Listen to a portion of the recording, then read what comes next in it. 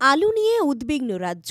মজুত আলুতে আর মাত্র ৪৫ দিন চলতে পারে, তাই কোনোভাবেই যাতে আলু ভিন রাজ্যে না যায় সেই ব্যাপারে দৃঢ় মনোভাব নিয়েছে রাজ্য সরকার।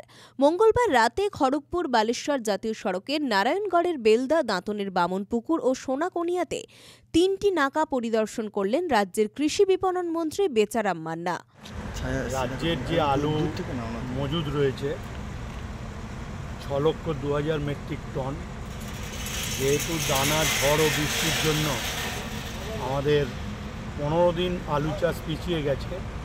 আমরা নতুন আলু পেতে জানুয়ারি মাসের ১০ থেকে ১৫ তারিখ লাগবে। আমাদের রাজ্যের প্রতিদিন খরচ ১৮,০০০ মেট্রিক টন এবং ডিসেম্বর মাসে যেহেতু কাঁচা সবজি থাকে, এই ডিসেম্বর মাস বা জানুয়ারির ১ সপ্তাহ ২ সপ্তাহ এখানে খরচ হয় রাজ্যের প্রতিদিন এই ডিসেম্বর মাসে ১৫,০০০ মেট্রিক টন। স্বাভাবিক কারণে আমাদের এই পুরনো আলু আমাদের ৪০ থেকে ৪৫ দিন চালাতে হবে।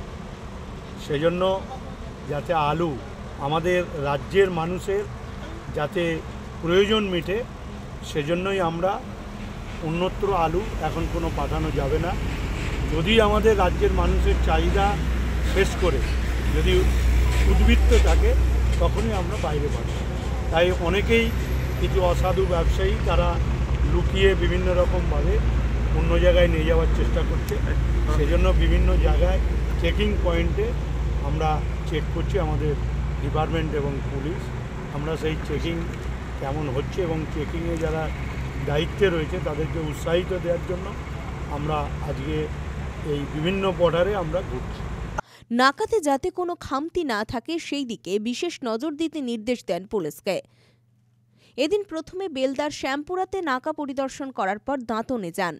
দেখুন, একটাই উদ্দেশ্য যে আমাদের রাজ্যের মানুষের স্বার্থ আগে, রাজ্যের মানুষের স্বার্থের আগে। সেজন্য যাতে আলু কেউ লুকিয়ে বাইরে না নিয়ে যায়, সেটাই হচ্ছে আমাদের মূল লক্ষ্য। কেন, ইতিমধ্যেই আপনারা জানেন যে কেন্দ্রের বিজেপি সরকার, তারা রাজ্যকে অন্ধকারে রেখে যেভাবে মালদার মাইতিপুর, দক্ষিণ দিনাজপুরের হিলি সীমান্ত, কুচবিহারের চাংড়াবান্ধা দিয়ে ব্যাপক আলু পাস করেছে এবং আমাদের মনে হয়েছে এটা রাজ্যকে সংকটে ফেলে একটা অপদস্থ করার একটা চক্রান্ত। তাই আমরা এ ব্যাপারে ডিপার্টমেন্ট যথেষ্ট সজাগ, সেজন্যই আমরা রাস্তায় নেমেছি। আমাদের লক্ষ্য বাংলার মানুষের স্বার্থটা আগে রক্ষা করে। কিন্তু কিছু অসাধু ব্যবসায়ী তারা অতিরিক্ত লাভের জন্য তারা বাইরে নিয়ে যাওয়ার চেষ্টা করছে। তার কারণ, এবারে চাষিদের কাছ থেকে আলু ৫০ কেজি প্যাকেট সর্বনিম্ন ৬৫০ টাকা প্যাকেট, সর্বোচ্চ ৭৫০ টাকা প্যাকেট কিনেছে খুচরো ব্যবসায়ী আড়তদাররা।